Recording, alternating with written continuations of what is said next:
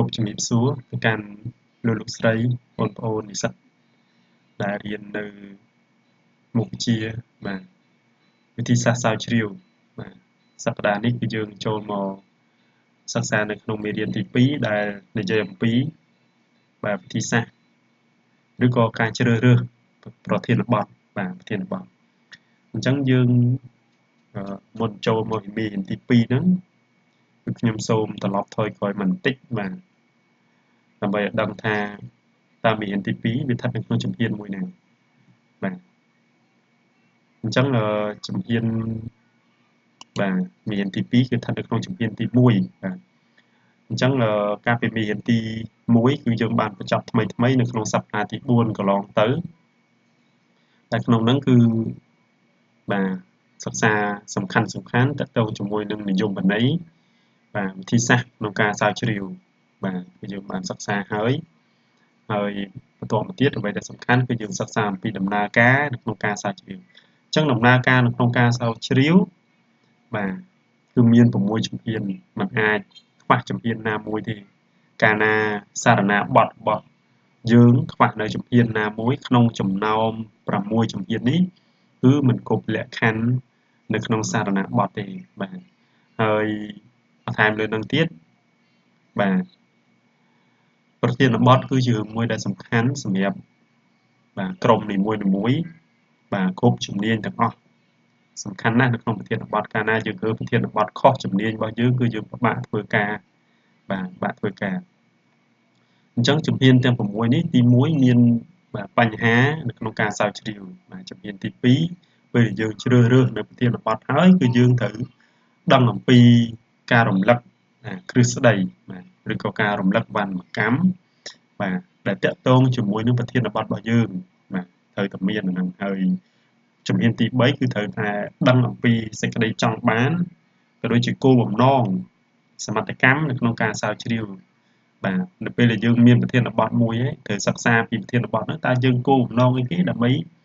បាទចង់ដឹងអំពីប្រធានបទហ្នឹងយើងត្រូវតែសេចូលមកបាទហើយការប្រមូលទិន្នន័យនៅក្នុងជំហានទី4ហ្នឹងតើប្រមូលទិន្នន័យបែបម៉េចបាទពេលដែលប្រមូលបានហើយជំហានទី5ការវិភាគទិន្នន័យនិងការអធិប្បាយលទ្ធផលនៃការស្រាវជ្រាវនេះយើងត្រូវធ្វើយ៉ាងម៉េចបាទនិងចុងក្រោយសំខាន់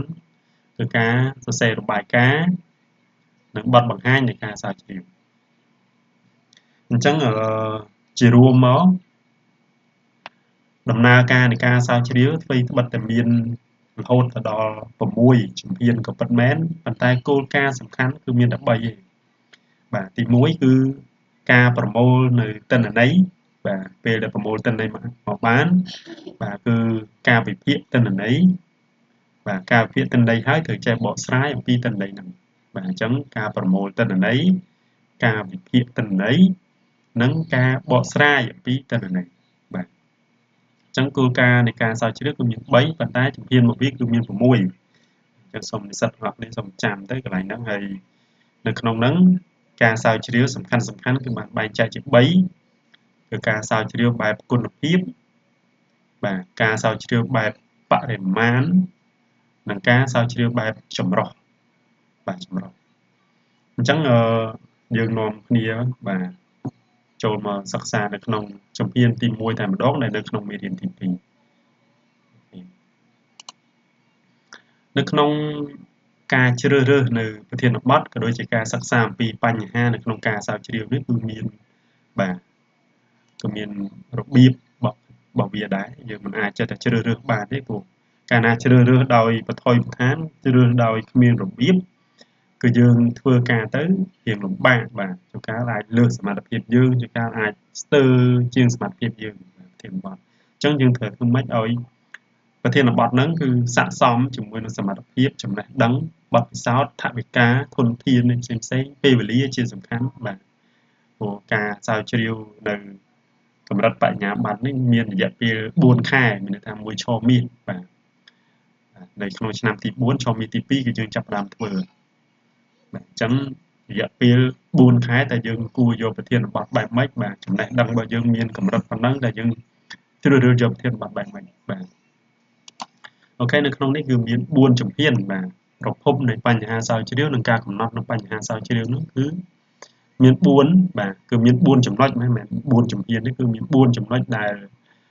ខ្ញុំលើកឡើងយកមកបង្ហាញនិស្សិតទាំងអស់គ្នាដើម្បីបាទជាគន្លឹះបាទក្នុងការជ្រើសរើសប្រធានបទបាទឲ្យមានរបៀបបាទមានរបៀបអញ្ចឹងនិស្សិតទាំងអស់គ្នាដែលកំពុងតែសិក្សាក៏ដូចជាស្ដាប់បាទមានវត្តមានស្ដាប់នៅคลิปវីដេអូដែលខ្ញុំកំពុងតែនិយាយនេះគឺមានជំនាញបាទខុសៗគ្នាឬក៏គេហៅថា background ផ្សេងៗគ្នាចំណេះដឹងផ្សេងៗអញ្ចឹងមាននិស្សិតខ្លះគាត់ជំនាញខាង IT បាទនិស្សិតមួយចំនួនទៀតគាត់ខាង accounting ខាងទីផ្សារខាងគ្រប់គ្រងខាងសេដ្ឋកិច្ចខាងរដ្ឋបាលផ្សេងៗគ្នាទាំងអស់អញ្ចឹងគេឲ្យនិស្សិតទាំងអស់គ្នានៅចំណុចទី1នេះគេថាឲ្យស្វែងរកអ្វីដែលអ្នកចាប់អារម្មណ៍បំផុតបាទ find what will interest to your the most បាទគឺឲ្យនិស្សិតទាំងអស់គ្នានឹងត្រូវគិតចាប់ក្រុមគ្នាទៅហើយពិភាក្សាគ្នាថាអ្វីដែលពួកនិស្សិតទាំងអស់គ្នាបាទដែលសំទោសដែលក្រុមនិស្សិតទាំងអស់គ្នាបាទចាប់អារម្មណ៍ហើយគិតចង់ធ្វើបាទគិតចង់ធ្វើអញ្ចឹងស្ទើរតែមិនបាច់សួរទេបាទมันអាចនិស្សិតខាង accounting ហើយទៅធ្វើខាងទីផ្សារទេយកប្រធានបទខាងទីផ្សារទេច្បាស់ជា accounting រើសខាង accounting នឹងឯងបាទនិស្សិតខាងទីផ្សាររើសខាងទីផ្សារបាទយកប្រធានបទខាងផ្នែកទីផ្សារនិស្សិតខាងរដ្ឋបាលនឹងយកប្រធានបទខាងរដ្ឋបាលហ្នឹងបាទมันបាច់ចាំគិតច្រើនទេកន្លែងនេះគឺត្រូវតែអញ្ចឹងប៉ុន្តែប្រធានបទនោះសួរថាធំពេកយើងយកមកធ្វើបានអត់បានប៉ុន្តែវាអត់លម្អិតទេឧទាហរណ៍ថានិស្សិតទាំងអស់គ្នាមានបាទការយល់ដឹងត្រឹមកម្រិតបញ្ញាបត្រពេលវេលាក្នុងការស្រាវជ្រាវមានត្រឹម4ខែថវិកាក៏បាទរៀងស្ដួយស្ដើងបាទអញ្ចឹងនិស្សិតទាំងអស់គ្នាមិនអាចសិក្សាជំនាញសេដ្ឋកិច្ចសិក្សាជំនាញទីផ្សារមកប្រទេសកម្ពុជានឹងបានទេបាទអត់បានទេវាធំពេកប្រធានបទធំពេកអញ្ចឹងចំណុចទី1នេះគ្រាន់តែចង់ឲ្យនិស្សិតទាំងអស់ចាប់អារម្មណ៍អីជាងគេបាទតែប៉ុណ្្នឹងឯណាបាទប៉ុណ្្នឹងអញ្ចឹងអ្នកជំនាញខាង account ទៅ account ទៅអ្នកជំនាញខាងទីផ្សារទៅទីផ្សារទៅរដ្ឋបាលទៅរដ្ឋបាលទៅបាទតែប៉ុណ្្នឹងគឺចប់ហើយចំណុចទី1ចំណុចទី1ចូលមកចំណុចទី2បាទស្វែងរកអ្វីដែលសមទៅនឹងប្រវត្តិបាទចំណេះដឹងវគ្គសិក្សាដែលកំពុងសិក្សាឬក៏ធ្លាប់ស្គាល់បាទបាទ find what will fit your to your background knowledge what course you are studying or you are familiar with បាទអញ្ចឹងសូមឲ្យនិស្សិតទាំងអស់គ្នានៅពេលដែលចំណុចទី1ចាប់អារម្មណ៍ប្រធានបទហ្នឹងហើយមកថ្លឹងផងបាទមកថ្លឹងជាមួយនឹងបាទតើយើងធ្លាប់មានបទពិសោធន៍ក្នុងការស្រាវជ្រាវដែរឬអត់បាទហាក់ប្រហែលគ្នាពីមុនមកឬក៏យើងធ្លាប់អានសៀវភៅសារណាបទរបស់ចំនួនបាទចំនួនសិស្សច្បងយើងមុនហ្នឹងតើអាចទៅរួចអត់ហើយចំណេះដឹងរបស់យើងពាក់ព័ន្ធជាមួយនឹងប្រធានបទដែលយើងកំពុងចាប់អារម្មណ៍ហ្នឹងតើទៅរួចអត់ហើយត្រូវជាមួយនឹងវគ្គសិក្សារបស់យើងដែរអត់បាទវគ្គសិក្សាមានន័យថាយើងសិក្សាពីឆ្នាំទី1ដល់ឆ្នាំទី4ហ្នឹងបាទតើវាចំណេះដឹងទាំងអស់ហ្នឹងអាចយកទៅសេចូលនៅអាហ្នឹងដែរអត់សំខាន់ជាងគេគឺការទៅរកព័ត៌មានបាទការទៅរកព័ត៌មានឬក៏គ្រឹះស្ដីផ្សេងៗដែលពាក់ព័ន្ធជាមួយនឹងប្រធានបទរបស់យើងនោះតើវាបាទតើវាអាចរកបានអត់ជួនកាលប្រធានបទខ្លះអត់មានគ្រឹះស្ដីទេអញ្ចឹងយើងពិបាកផងណាគ្រឹះស្ដីបាទមិនស្រួលទេព្រោះគ្រឹះស្ដីនីមួយៗគេត្រូវឲ្យមានឯកសារយោងបាទពេលនិស្សិតទាំងអស់គ្នាចាប់អារម្មណ៍លើប្រធានបទណាមួយហើយគ្រឹះស្ដីត្រូវតែពាក់ព័ន្ធបាទជាមួយនឹងប្រធានបទនឹងឧទាហរណ៍ថាបាទ appraisal បាទការវាយតម្លៃបុគ្គលិកនៅក្នុងស្ថាប័នណាមួយអញ្ចឹងនិស្សិតទាំងអស់គ្នាត្រូវតែរកគ្រឹះស្ដីណាដែលពាក់ព័ន្ធជាមួយនឹងការលើកទឹកចិត្តសំទោសទាក់ទងជាមួយនឹងការវាយតម្លៃបាទវាយតម្លៃបុគ្គលិកដូចជាការវិសោធនកម្មលើការងារសាកបងវិសោធនកម្មលើលទ្ធផលការងារផ្សេងៗហ្នឹងត្រូវយកមកហើយត្រូវមានឯកសារយោងថាតើពាក្យសម្ដីទាំងអស់ហ្នឹងទ្រឹស្ដីទាំងអស់ហ្នឹងតើពីណាគេអ្នកនិយាយបាទនៅក្នុងឆ្នាំណាបាទនៅទំព័រទីប្រមាណនៃសៀវភៅចំណងជើងអីត្រូវដាក់អញ្ចឹងបាទឯកសារយោង បាទអញ្ចឹងគេឲ្យយើងចេះថ្លឹងថ្លែងសមត្ថភាពថ្លឹងថ្លែងចំណេះដឹងធនធានដែលយើងមានបាទតើវាស៊ីគ្នាអត់បាទរយៈពេលគ្នាបាទចំណុចទី3ស្វែងរកអ្វីដែលអ្នករំពឹងថាទទួលបានសម្ភារៈឬព័ត៌មានគ្រប់គ្រាន់បាទអញ្ចឹង find what you expect to your enough material and information បាទកន្លែងនេះក៏សំខាន់ដែរពេលខ្លះប្រធានបទពួកយើងនៅពេលដែលយើងសុំបាទស្ថាប័នណាមួយមកសិក្សាយើងមិនអាចថាដូចទីផ្សារបាទមិនអាចសិក្សាទីផ្សារប្រទេសកម្ពុជាបានទេថ្នាក់ជាតិហ្នឹងលើកម្រិតយើងហើយបាទលើកម្រិតវប្បធម៌របស់យើងហើយអញ្ចឹងយើងអាចសិក្សាត្រឹមស្ថាប័នតូចមួយបាទ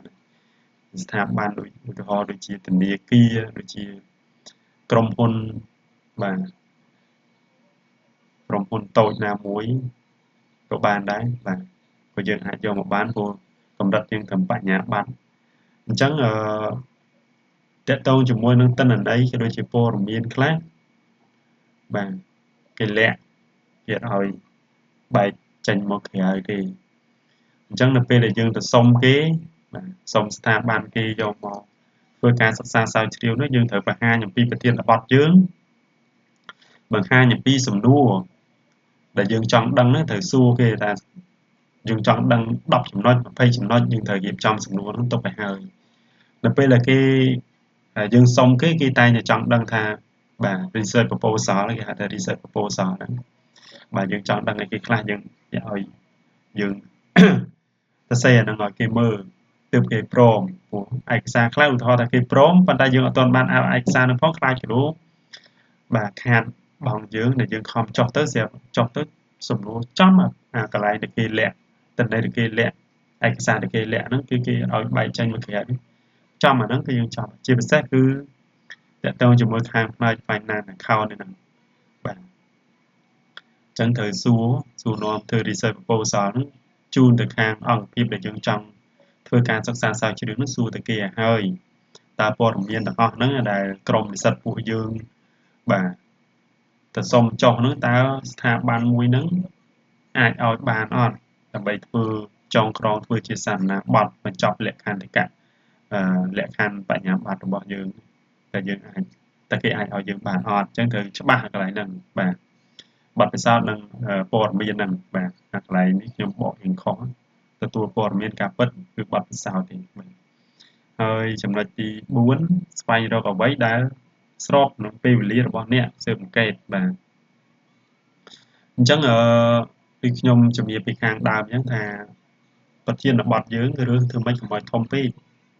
កាលណាធំពេកលើសសមត្ថភាពយើងបាទលើសចំណេះដឹងរបស់យើងហួសបាទកម្រិតវប្បធម៌យើងហើយ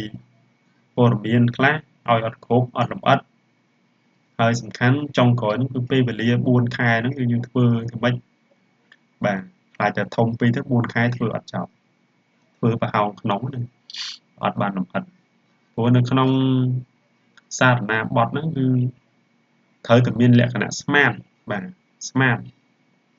គឺជាក់លាក់បាទជាក់លាក់ពិតប្រាកដមិនភូតភរហើយអាចវាស់វែងបានបាទហើយត្រូវជាមួយនឹងពេលវេលាបាទគឺជាក់លាក់បាទពិតប្រាកដមិនភូតភរប្រហែលទេហើយអាចវាស់វែងបានគ្រប់ពាក្យគ្រប់សម្ដីដែលយើងធ្វើបទបង្ហាញជូនមកគណៈកម្មការនោះគឺត្រូវតែមានអំណះអំណាងបាទអ្វីដែលយើងបាននិយាយចេញពីបាទមាត់របស់យើងនៅក្នុងការបទបង្ហាញនេះត្រូវតែពិតមានអំណះអំណាងសំខាន់ជាងគេគឺអំណះអំណាងឬក៏អង្គហេតុដែលកើតចេញមកអញ្ចឹងនៅពេលយើងនិយាយអំពីចំណុចខ្សោយចំណុចខ្លាំងឱកាសគម្រាមកំហែងដូចការសន្និដ្ឋានផ្សេងៗតែយើងហ៊ានដាក់ចំណុចទាំងអស់ហ្នឹងនៅក្នុងបាទការគម្រាមកំហែងឬក៏ការដាក់នៅក្នុងឱកាសក្តីនៅក្នុងចំណុចខ្លាំងឬក៏ចំណុចខ្សោយក្តីយើងត្រូវតែមានអំណះអំណាងថាហេតុអីបានហ៊ានយកចំណុច ABC ទៅដាក់នៅក្នុងចំណុចហ្នឹងបាទអញ្ចឹងយើងលើកជាប្រាប់អង្គហេតុហ្នឹងថាមូលហេតុដែលយើងលើកយកមកដាក់នៅក្នុងចំណុចខ្សោយនេះដោយសារតែមានចំណុច1 2 3ចឹងមកបាទអញ្ចឹងគឺគេលម្អិតណាស់បាទការសិក្សាស្រាវជ្រាវនេះ អញ្ចឹងនេះគឺជាប្រភពនៃបញ្ហាស្រាវជ្រាវនិងការកំណត់បញ្ហាហើយយើងមានបាទនៅពេលដែលយើងបាន4ចំណុចនេះហើយយើងមាន6ជំហានមួយទៀតបាទដើម្បីចម្រាញ់យកប្រធានបទយើងធ្វើចម្រាញ់វាឲ្យវាឥតខ្ចោះហើយស័ក្តិសមជាមួយនឹងបាទស័ក្តិសមមួយនឹងយើងអានេះគ្រាន់តែយើងសិក្សាត្រួសទាំង4ចំណុចដែលយើងមិនអាចខានបានដែរបាទសំខាន់ដែរ4ចំណុចនេះដែលយើងត្រូវគិតហើយដឹងពីរបៀបក្នុងការធ្វើវាយើងមិនអាចស្មានបានទេអញ្ចឹងបន្ទាប់ពីហ្នឹងទៅគឺយើងមាន6ចំណុចទៀតបាទ6ចំណុចធំបាទអញ្ចឹងនៅពេលដែលយើងបាននៅប្រធានបទដែលយើងតាក់ទាញមាញ់ទាំង4ចំណុចហើយគឺយើងមកចម្រាញ់វាទៀតបាទចម្រាញ់វាអញ្ចឹងទី1គេហៅថាប្រមូលគំនិតសិនបាទចាប់អារម្មណ៍ហើយលើផ្នែកឧទាហរណ៍ថាលោកគ្រូផ្នែក marketing អញ្ចឹងបាទផ្នែក marketing អញ្ចឹងលោកគ្រូប្រមូលគំនិតផ្នែក marketing របស់លោកគ្រូបាទជំហានទី1ហ្នឹងឧទាហរណ៍ថានៅក្នុង marketing ចម្រុះក៏មានបាទឥឡូវនេះគេសិក្សារហូតដល់ 7P កាលមុនតែត្រឹម 4P ឯងបាទឥឡូវនេះដល់ 7P អញ្ចឹងលោកគ្រូរយៈពេលលោកគ្រូនឹងចំណេះដឹងរបស់លោកគ្រូឧទាហរណ៍ថាលោកគ្រូនៅបញ្ញាបត្រទៅចុះចំណេះដឹងរបស់លោកគ្រូពេលវេលារបស់លោកគ្រូក៏មិនខុសពីនិស្សិតទាំងអស់គ្នាដែរត្រឹមបញ្ញាបត្រដូចគ្នាគឺមិនខុសគ្នាប្រមាណទេបាទ4ខែដូចគ្នាក្នុងការសិក្សាស្រាវជ្រាវហើយការយល់ដឹងគឺប្រហែលគ្នាអញ្ចឹងនៅពេលដែលប្រមូលគំនិតមកបាទចង់សិក្សាអំពី marketing ចម្រុះបាទ marketing ចម្រុះអញ្ចឹង marketing ចម្រុះវាមានរហូតដល់7បាទ7ទី1គឺ product បាទទី1 product ទី2 price ទី3 place ទី4 promotion ទី5 people ទី6 process ទី7បាទphysical បាទ environment បាទបរិស្ថានរូបសាស្ត្រអញ្ចឹងពេលដែលលោកគ្រូស្គាល់បាទប្រមូលគំនិតទាំង7នេះមកចូលហើយអញ្ចឹងដោយសារតែពេលវេលានិងចំណេះដឹងយើងមិនអាចលម្អិត marketing ចម្រុះទាំងអស់បានទេទឹកលុយយើងផងបាទ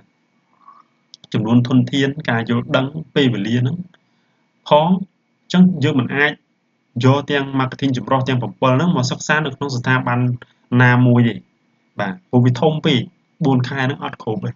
តែធ្វើប្រហោងក្នុងចន្លោះប្រហោងកន្លែងណាគណៈកម្មការសួរបះជើងឥឡូវហ្នឹងអញ្ចឹងគេឲ្យយើងប្រមូលគំនិតដឹងតែរឿងទាំងអស់ហ្នឹងហើយជំហានទី2អាចជ្រើសរើសផ្នែកណាមួយបាទ selecting a part of brainstorming idea បាទអញ្ចឹងជ្រើសរើសយកផ្នែកណាមួយក្នុងចំណោម marketing ចម្រុះហ្នឹងទាំង7យើងស្រឡាញ់មួយណាយកមួយហ្នឹងឧទាហរណ៍ថាលោកគ្រូយកក្នុងចំណោម marketing ចម្រុះទាំង7ហ្នឹងលោកគ្រូយកចាប់អារម្មណ៍យកមួយបាទក្នុងចំណោម7នេះគឺ promotion បាទការផ្សព្វផ្សាយអញ្ចឹងនៅពេលដែលជ្រើសរើសយកផ្នែកនឹងមួយបាទផ្នែកនឹងមួយក្នុងចំណោមទាំង7ហ្នឹង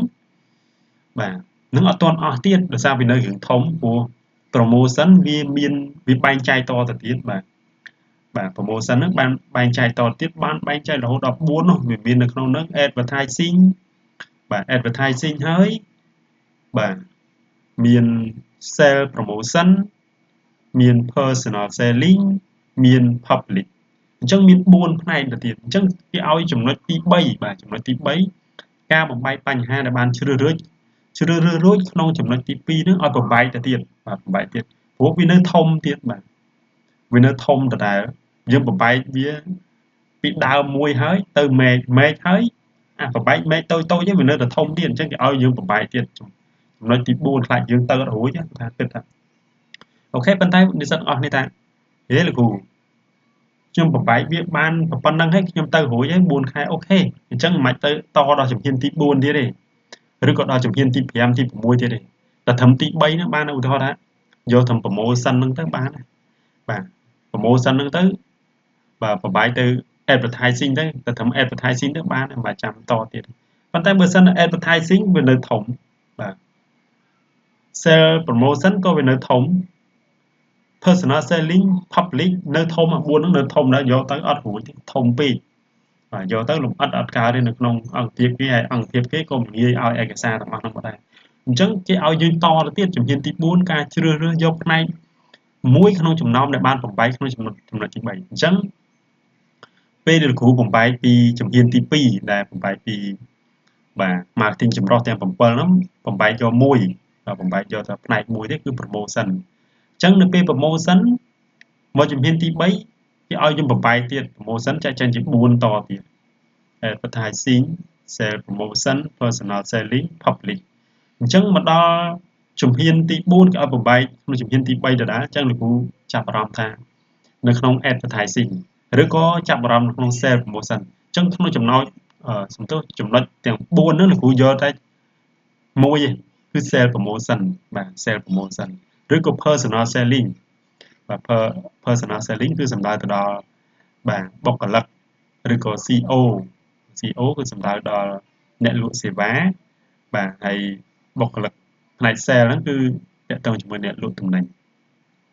បាទអញ្ចឹងលោកគ្រូជ្រើសរើសយកមួយបាទបាទការ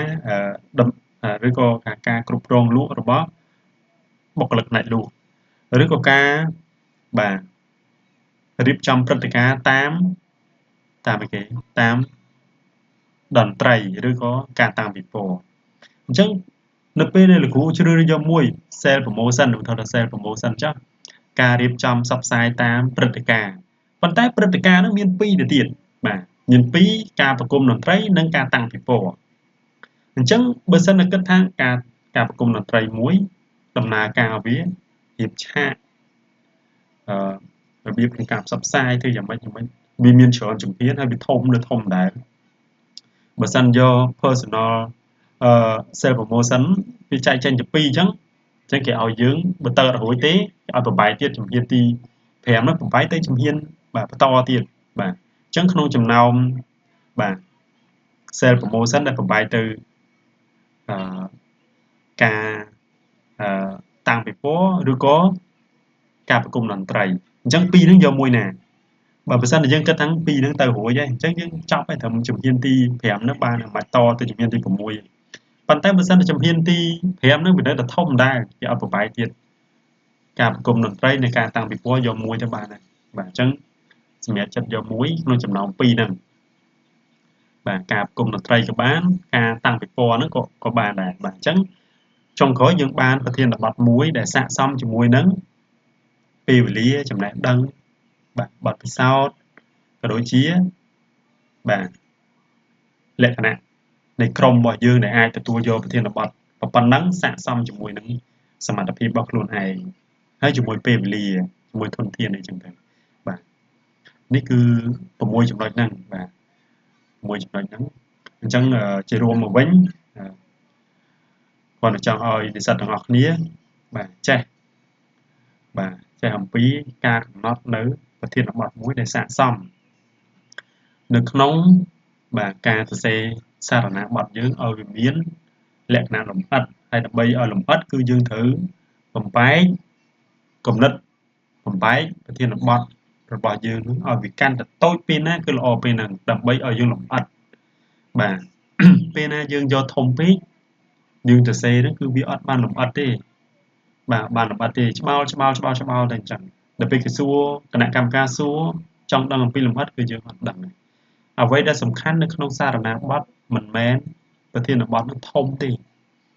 អ្វីដែលសំខាន់គឺយើងសរសេរគឺត្រូវជាមួយនឹងដំណើរការក្នុងការស្រាវជ្រាវបាទទាំងការជ្រើសរើសប្រធានបទគេសួរទៅយើង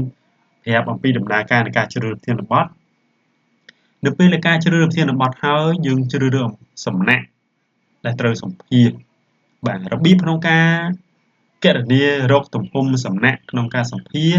បាទបន្ទាប់មកទៀតនៅពេលដែលយើងរៀបចំសំណាក់ក្នុងការសម្ភាសហើយយើងត្រូវរៀបចំអំពីរបៀបក្នុងការប្រមូលទិន្នន័យតែការរបៀបប្រមូលទិន្នន័យយើងត្រូវធ្វើម៉េចយើងឆ្លើយឲ្យអស់នឹងឲ្យចេញទៅប្រមូលទិន្នន័យមកបានហើយយើងធ្វើការវិភាគតែយើងវិភាគបែបម៉េចបាទយើងធ្វើទៅឲ្យមានរបៀបក្នុងការធ្វើបាទធ្វើម៉េចឲ្យវា logic ព្រោះការសិក្សាស្រាវជ្រាវនេះគឺត្រូវមានអំណះអំណាងច្បាស់លាស់អញ្ចឹង មិនសំខាន់លើធំទេសំខាន់លើតូចខ្លឹមត្រូវបាទត្រូវអូខេអញ្ចឹងសម្រាប់ clip មួយនេះលោកគ្រូសូមធ្វើបទបង្ហាញបាទខ្លីតែប៉ុណ្្នឹងទេបាទអូខេអញ្ចឹងសូមអរគុណ